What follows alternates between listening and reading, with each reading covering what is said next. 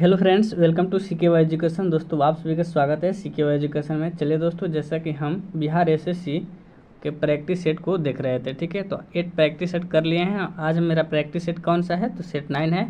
तो चलिए इसको हम स्टार्ट करते हैं, ठीक है। तो आप सभी से मेरी रिक्वेस्ट है कि वीडियो को पूरा वॉच कीजिए, वीडियो में लास्ट तक बने रहिए, तब आपको पता लगेगा कि आप कितने क्वेश्चन जीके जीएस याद है या नहीं याद है, ठीक है। थोड़ा सा आवाज़ करके मत भागिए, पूरा इसे वाच कीजिए। चलिए स्टार्ट करते हैं। पहला क्वेश्चन है, निम्नलिखित में से किस मुगल बादशाह को वजीर गाजीउद्दीन ने दिल्ली में दाखिल नहीं होने दिया? ठीक है, गाजीउद्दीन ने किसे दाखिल नहीं होने दिया? तो इसमें और शाह आलम द्वितीय को दाखिल नहीं होने दिया, ठीक है। चलिए हम कुछ शाह आलम द्वितीय के बारे में जान लेते हैं, ठीक है। तो इसको 1 सेकेंड। शाह आलम द्वितीय अली गौहर, ठीक है, और 1759 में बादशाह बने थे, ठीक है। 1772 में मराठों की सहायता से फिर गद्दी पर बैठे, 12 बरस दरबारी बने रहे, ठीक है।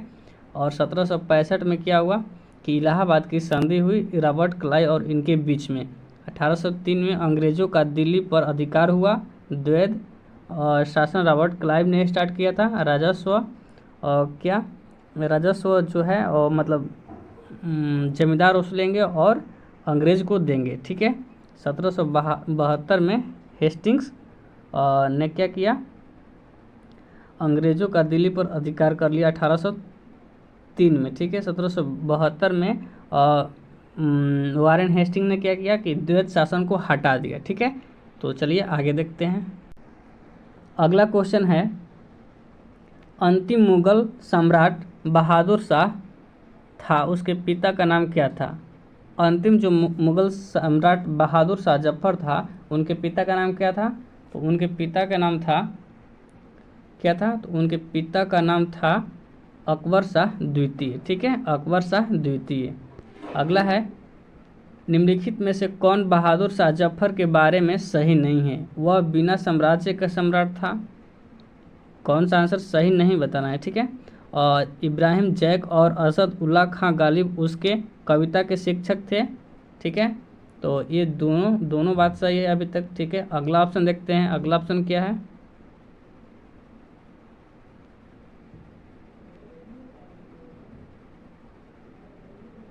अगला ऑप्शन है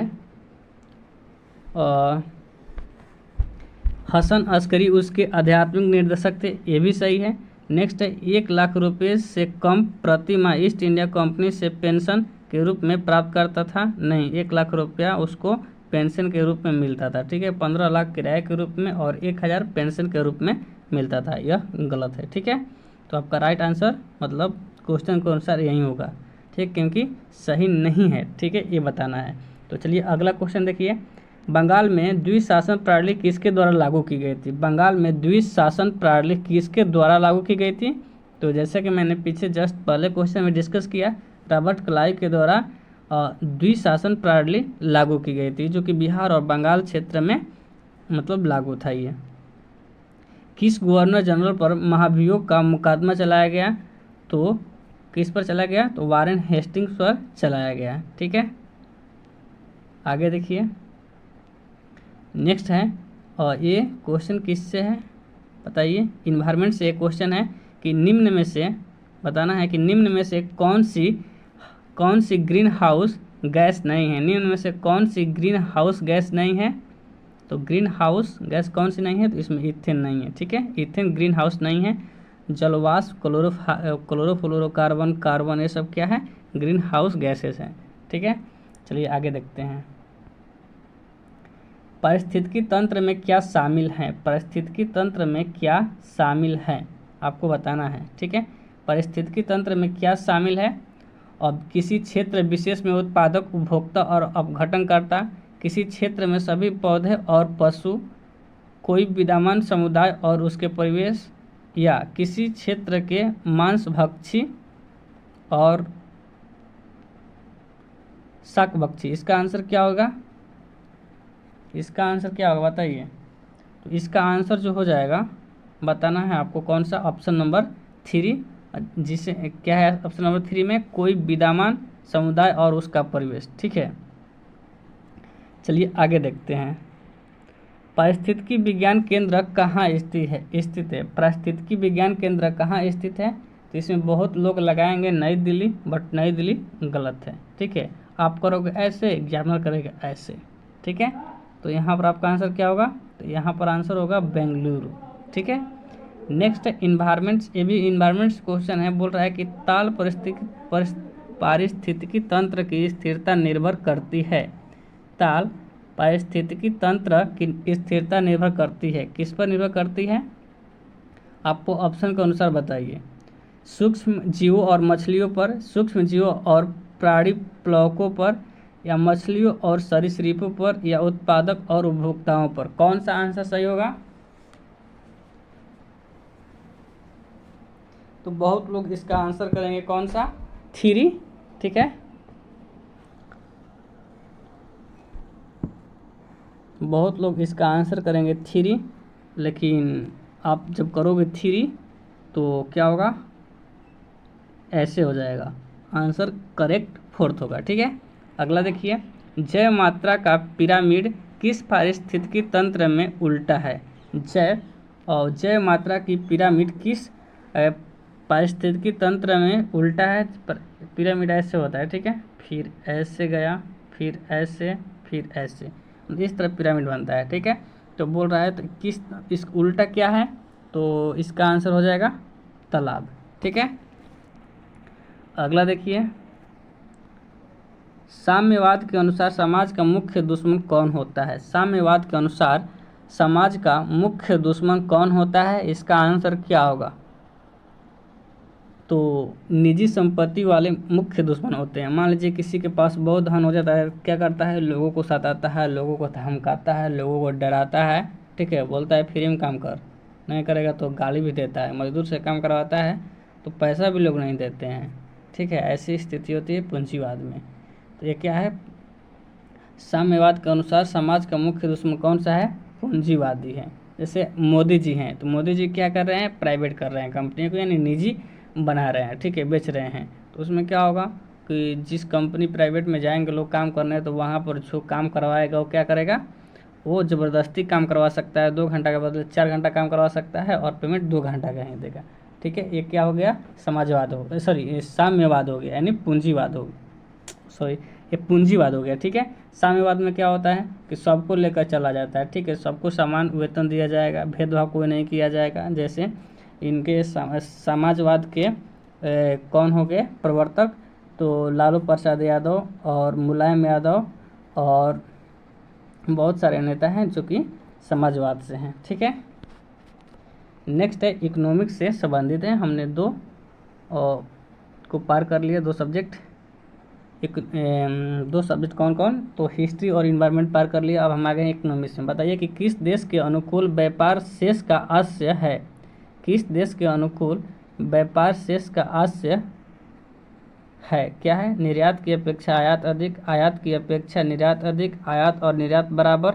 ठीक है, या बताना है आपको कि आयात बढ़ रहा है और निर्यात कम हो रहा है। इसका आंसर क्या होगा?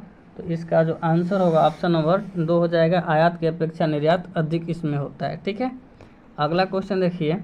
अगला क्वेश्चन है, भारत में राष्ट्रीय आय का आकलन पहली बार किसने किया था? तो भारत में राष्ट्रीय आय का आकलन प्रथम बार किसने किया था? तो दादा भाई नौरोजी ने किया था। ठीक है, इन्होंने बताया था कि कैसे अंग्रेज हमारे देश को लूट रहे हैं और हमारे देश से ही सब सामान ले जा रहे हैं और फिर हमारे देश में ही सब सामान लाकर बेच रहे हैं। ठीक है, तो इन्होंने ही पहली बार राष्ट्रीय आय का आकलन किया था। इनकी बुक का नाम क्या है? प्लीज़ कमेंट कीजिए कमेंट बॉक्स में। ठीक है, द पॉवर्टी अगेंस्ट रूरल, ऐसे ही करके है। ठीक है, तो चलिए आगे देखिए। भारतीय आर्थिक समीक्षा डैश डॉट डॉट डॉट प्रकाशित करता है। भारतीय आर्थिक समीक्षा कौन प्रकाशित करता है? इसका आंसर क्या होगा? तो इसका आंसर होगा आपका वित्त मंत्रालय। कोई भी आर्थिक की बात करेगा तो वित्त मंत्रालय आंसर होगा। ठीक है, क्योंकि आर्थिक स्थिति के लिए किसको वित्त मंत्रालय का गठन किया गया है। निम्नलिखित में से कौन सा सही नहीं है। पंचवर्षीय योजना 1951 से 56 सही है, बिल्कुल सही है भाई, ठीक है। तो दूसरी पंचवर्षीय योजना 56 से 61 ये भी सही है। तीसरी पंचवर्षीय योजना 1961 से 66 ये भी सही है।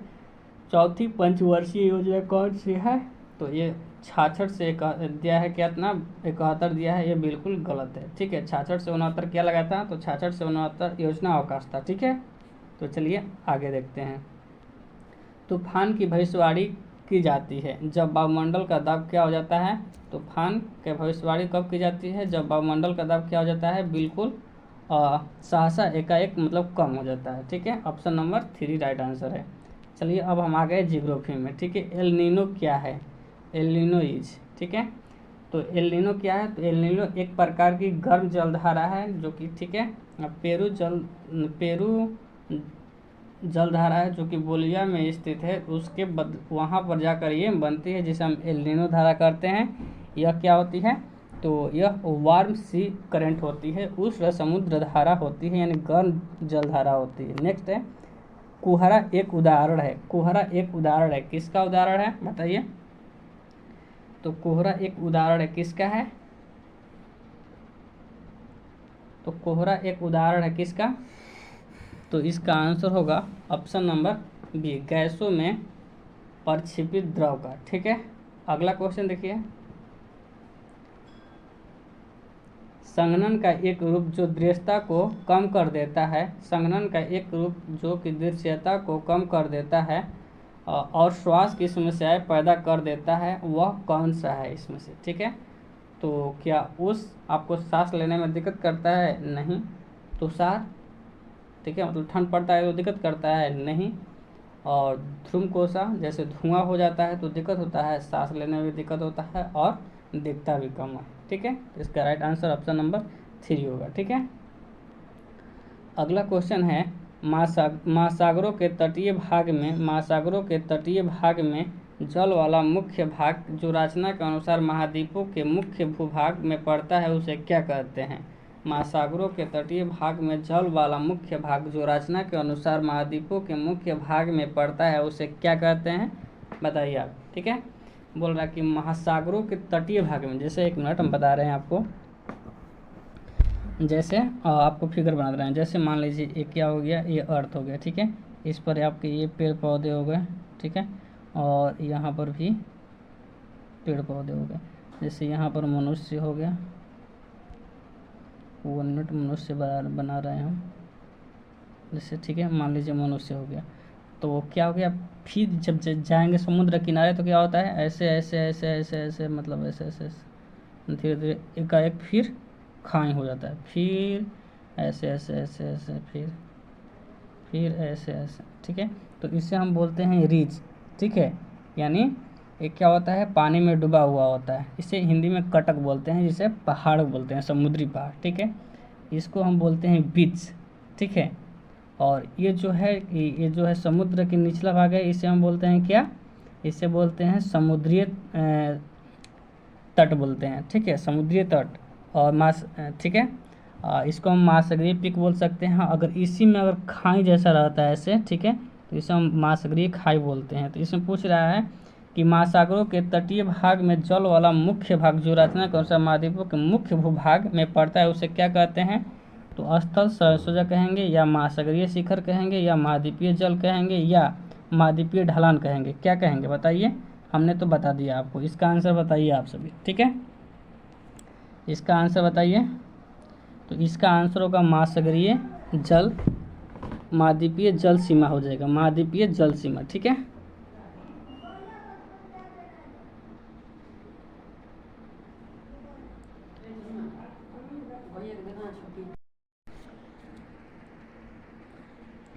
अगला क्वेश्चन पॉलिटी से है। देखिए, निम्नलिखित में से कौन सी भारतीय संविधान की विशेषता नहीं है, ठीक है। ऑप्शन है संसदात्मक सरकार, ठीक है। भारत में क्या संसदात्मक सरकार है, बिल्कुल है, राइट है।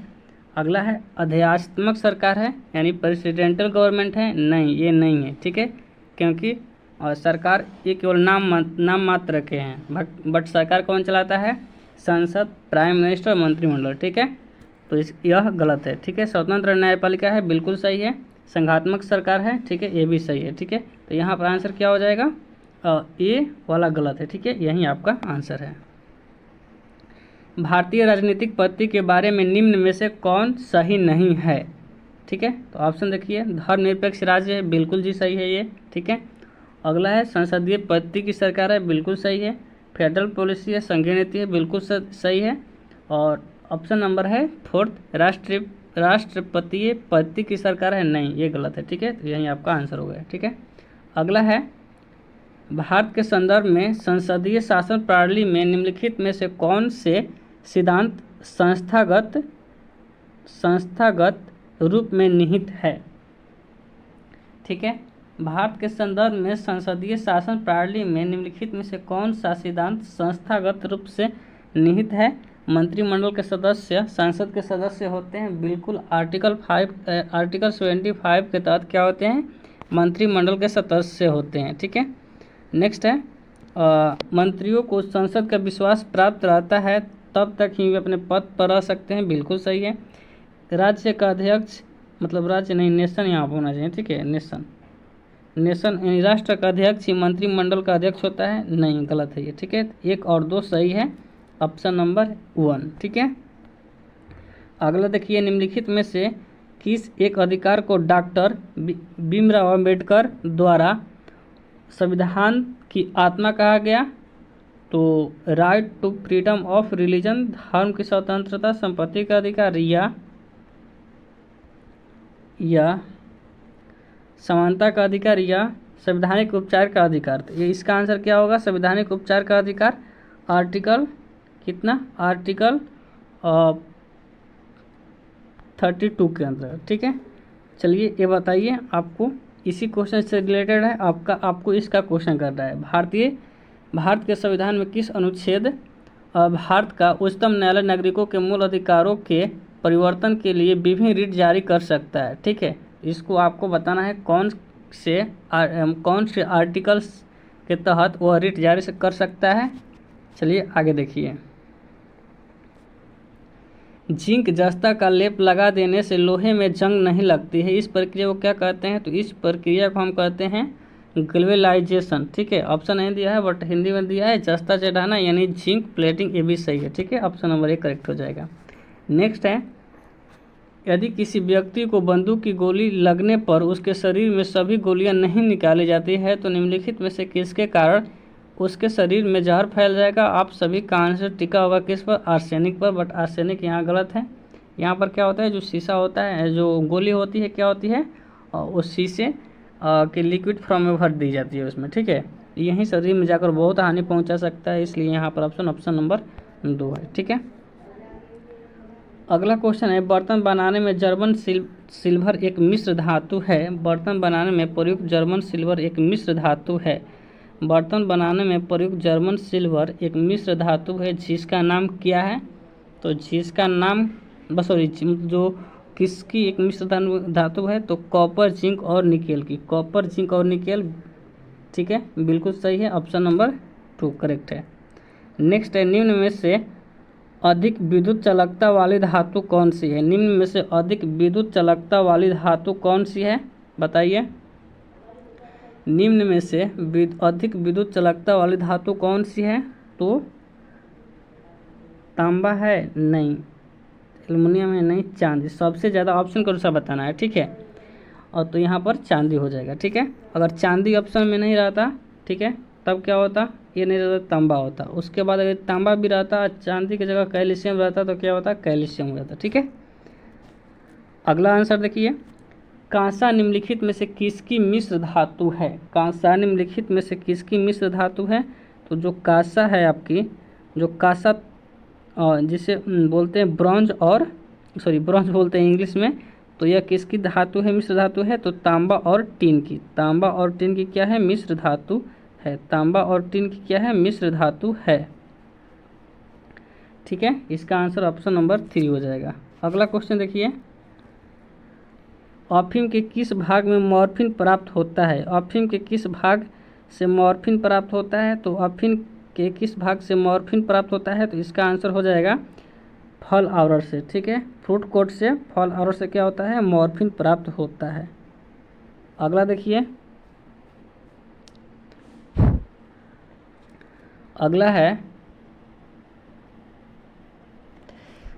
अगला क्वेश्चन है कि केंद्रक के बाहर डीएनए पाया जाता है। केंद्रक के बाहर किस में डीएनए पाया जाता है? तो माइटोकॉन्ड्रिया में डीएनए पाया जाता है। ठीक है, आगे देखिए। अरे यार, सब क्या हो रहा है?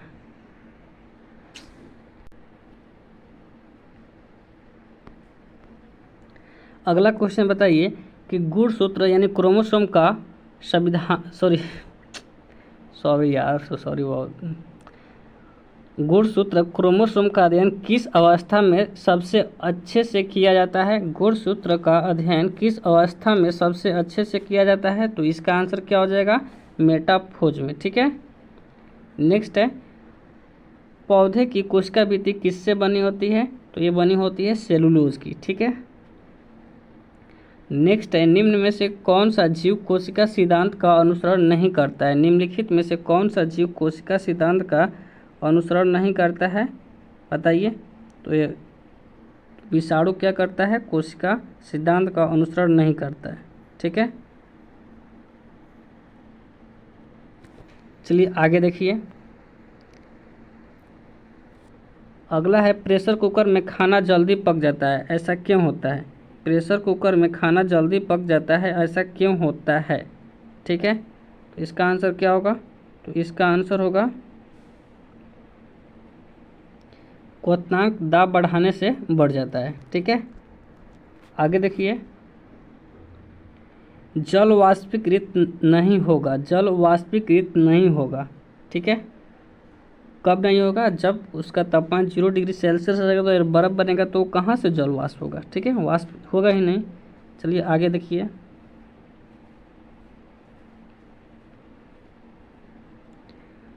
अगला क्वेश्चन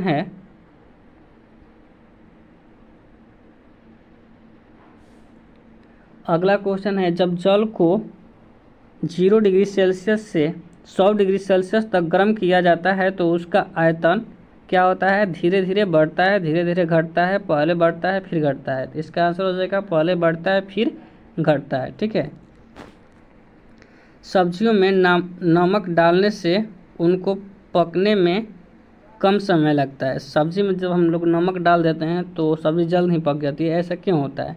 कि पानी का क्वथनांक बढ़ जाता है ऐसे। ठीक है, इसलिए वो जल्दी पक जाती है। आगे क्वेश्चन देखिए, किसी तरल पदार्थ का क्वथनांक किस समय बदलता है? ठीक है, किसी तरल पदार्थ का क्वथनांक किस समय बदलता है? दाब के साथ, तापमान के साथ। दाब बढ़ा देंगे तो क्वथनांक तुरंत बदल जाएगा। ठीक है, नेक्स्ट है, विश्व साक्षरता दिवस कब मनाया जाता है? तो विश्व साक्षरता दिवस 8 सितंबर को मनाते हैं। ठीक है, अगला क्वेश्चन देखिए कि जनवरी 2020 तक अंतर्राष्ट्रीय मुद्रा कोष के सदस्यों की संख्या कितनी थी? ठीक है, जनवरी 2020 तक अंतर्राष्ट्रीय मुद्रा कोष के सदस्यों की संख्या कितनी थी? इसका आंसर बताइए कि जनवरी 2020 तक अंतर्राष्ट्रीय मुद्रा कोष के सदस्यों की संख्या कितनी थी? मतलब अंतर्राष्ट्रीय मुद्रा कोष समझ रहे हैं, IMF। ठीक है, कितने देश शामिल थे उसमें? ठीक है, इसका आंसर बताइए आप सभी। इसका आंसर हो जाएगा 189। ठीक है, अब 90 हो गया है और 90वां देश है कौन सा? अंडोरा है। ठीक है, संयुक्त राष्ट्र की नवीनतम आधिकारिक भाषा क्या है? संयुक्त राष्ट्र है जो UNO है, उसकी नवीनतम आधिकारिक भाषा कौन सी है? इसका आंसर बताइए। तो इसका आंसर हो जाएगा अरबी। ठीक है, अरबी। मानव विकास सूची तैयार की जाती है। मानव विकास सूची कौन तैयार करता है? किसके द्वारा तैयार की जाती है? तो UNDP के द्वारा। ठीक है, इसे यूनाइटेड क्या बोलते हैं? UNDP का फुल फॉर्म क्या है? तो चलिए इसका बताइए, आप कमेंट कीजिए, मैं तब तक ये तीनों का बता रहा हूँ। ठीक है, WTO का क्या है? World trade organisation.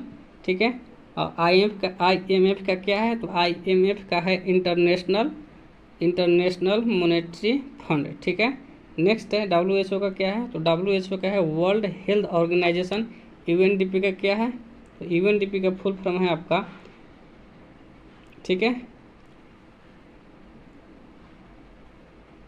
UNDP का फुल फॉर्म क्या है, तो यूनाइटेड नेशन डेवलपमेंट, ठीक है। तो आगे देखिए, अगला क्वेश्चन है 45, 2023 के क्रिकेट वर्ल्ड कप की मेज़बानी कौन सा देश करेगा। 2023 के वर्ल्ड कप की मेज़बानी कौन सा देश करेगा, तो भारत करेगा। बताइए कप्तान कौन होगा, तो कप्तान शायद रोहित शर्मा रह सकते हैं यदि ये T20 जीतते हैं तो। T20 वर्ल्ड कप अगर जीत जाएंगे तो क्या वह मतलब 2023 में भी कप्तान बने रह सकते हैं। आगे देखिए, संतोष ट्रॉफी संबंधित है, किससे संबंधित है, तो संतोष ट्रॉफी फुटबॉल से संबंधित है, ठीक है। आगे देखिए, ये पान किस राज्य की पारंपरिक लोक नृत्य है, तो यह उत्तराखंड की यह एक लोक कला है, ठीक है, लोक कला है। नेक्स्ट है, रॉयल काथिना समारोह किस धर्म से जुड़ा हुआ है, रॉयल काथिना समारोह किस धर्म से जुड़ा हुआ है, तो यह जुड़ा हुआ है, किससे जुड़ा है प्लीज़ बताइए।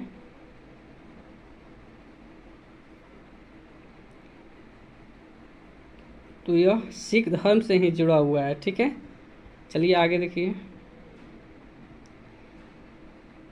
ये तो हो गया, ठीक है, आपका ये हो गया है, ये भी हो गया।